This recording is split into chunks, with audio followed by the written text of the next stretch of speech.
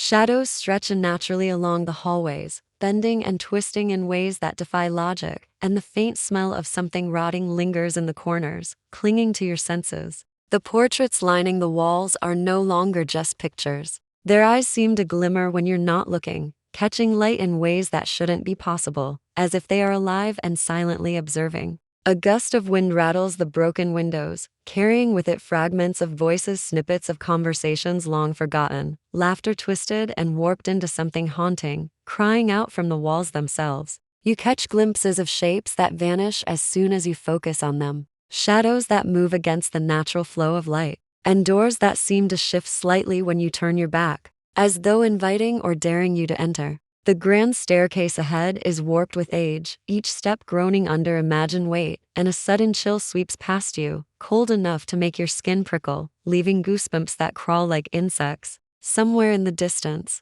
a piano plays softly, notes dragging like sorrow through the empty halls, each one echoing in unpredictable rhythms, as though the building itself is composing a mournful song for anyone daring to listen. You notice a crack in the wall, something dark writhing just beneath its surface. And when you approach, the shadows retreat, dissolving into corners where light does not reach, teasing your mind into questioning what is real. The smell of damp earth and decayed wood intensifies as you move through the side corridors, accompanied by the faintest whisper and urgent hiss of words that slip past comprehension, pressing against your ears, yet vanishing the moment you try to catch them. Floorboards ahead bend and creak without cause, and a door suddenly swings open slowly, revealing a room filled with broken furniture, cobwebs, and an oppressive darkness that seems to swallow the light entirely. You can almost hear breathing in that room, shallow and uneven, like something lying in wait, aware of your presence. A cold draft snakes around your ankles and moves upward, brushing past your arms and face, as if invisible hands are tracing the contours of your body. The wallpaper peels in long strips, revealing scratches and symbols etched into the plaster, words that make no sense yet feel like warnings. Mirrors line some walls, reflecting the faint glow of distant candles that do not exist. And in those reflections you catch fleeting images of figures standing behind you, gone the moment you turn. An old grandfather clock ticks irregularly, the hands jerking backward for a second before resuming, a subtle reminder that time here bends unnaturally, and reality itself is fragile. Somewhere, a faint sobbing begins, soft and distant, carrying emotion so raw it makes your chest tighten, yet when you follow it, the sound shifts, fading in one corridor only to echo from another. Dust falls from the ceiling like ash, disturbed by movements unseen, and the sensation of being watched grows unbearable, pressing on your thoughts, clouding logic, inviting panic.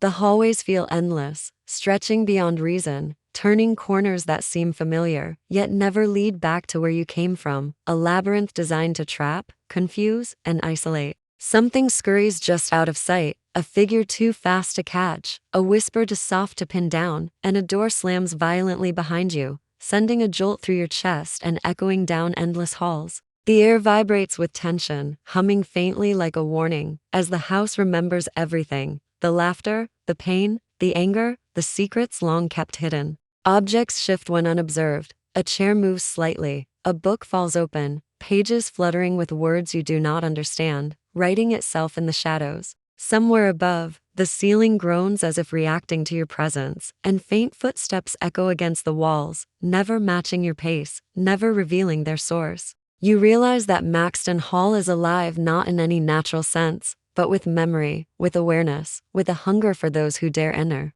The walls themselves seem to breathe, inhaling and exhaling the fear you carry with you, pressing it back into your mind in waves that make your heartbeat pound, making the floor beneath feel less solid. And in that moment, as a candle flickers and dies without explanation, leaving you in darkness, you understand something undeniable. Every secret the hall has held is watching, waiting, ready to be discovered, and once uncovered, there is no turning back. A chill runs down your spine as you step closer to Maxton Hall. The air feels heavy, and every shadow seems to watch you. You think you know fear, but nothing can prepare you for what lies inside. Some doors are meant to stay closed. Some secrets are meant to remain buried. Tonight, the darkness calls your name. Maxton Hall stands tall against the evening sky, its towering walls cracked and worn by decades of neglect. The gates hang crooked, squeaking whenever the wind pushes against them, and the gardens, overrun with weeds, seem to whisper with every rustle of leaves.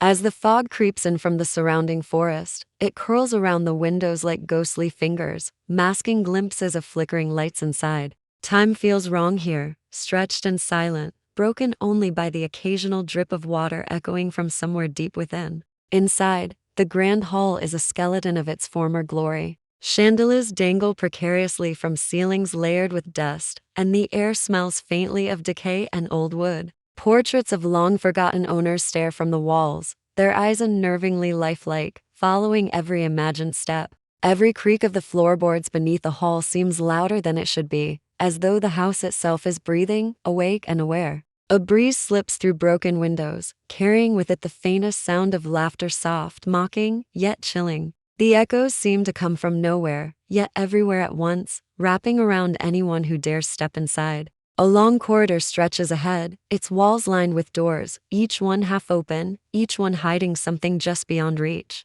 Shadows gather in the corners, dense and shifting, flickering as if alive. Something unseen brushes past, leaving a cold trail in its wake, sending shivers racing down the spine. The fireplace sits cold and black, yet a single ember glows faintly, as if breathing life into the hall. Cobwebs hang like curtains, their threads trembling with unseen movement. You sense a presence here, not just memories of the past, but something darker, lingering, watching. The floor beneath you groans, with every step, echoing through hallways and staircases, announcing your presence to the silence. As you move deeper, the air grows heavier, oppressive, each inhale tasting of dust and secrets long buried. A mirror catches the dim light, reflecting a figure that shouldn't be there, yet vanishes when you blink. The walls themselves seem to lean closer, whispers brushing your ears in words you can't quite understand. Somewhere above, doors bang as if pushed by invisible hands, and in the distance, a soft, drawn-out scream wavers, almost lost to the emptiness.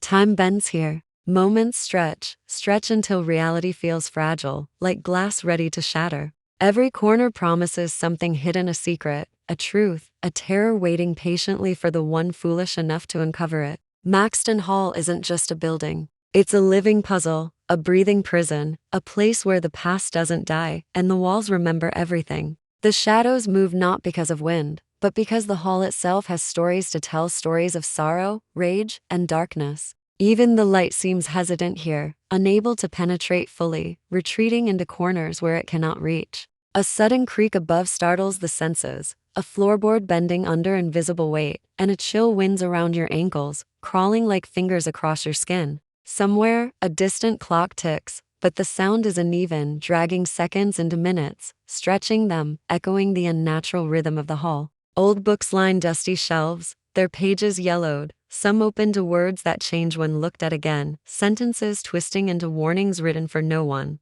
A faint smell of smoke lingers, though the fireplaces have long been cold, and there is the metallic tang of something old, something hidden. The deeper you go, the more the hall seems alive, responding, watching, remembering. Every footstep, every heartbeat. The air vibrates with tension, humming softly, like a warning just beneath perception. It's impossible to tell where the house ends and the darkness begins, and it becomes clear that in Maxton Hall, nothing is ordinary, and everything is a secret waiting to surface. Even the silence is loud, thick with expectation and fear. Somewhere, a shadow stretches across the wall, slow and deliberate, as if marking the path you dare not take. Every breath feels heavier, every heartbeat louder, and the sense of being observed tightens, until the hall itself seems to exhale, and with it, the feeling that tonight, the darkness isn't just in the corners, it's coming for you. The darkness in Maxton Hall is no longer empty. It moves with purpose, curling along walls, pooling in corners, and slipping silently across the floor as if alive.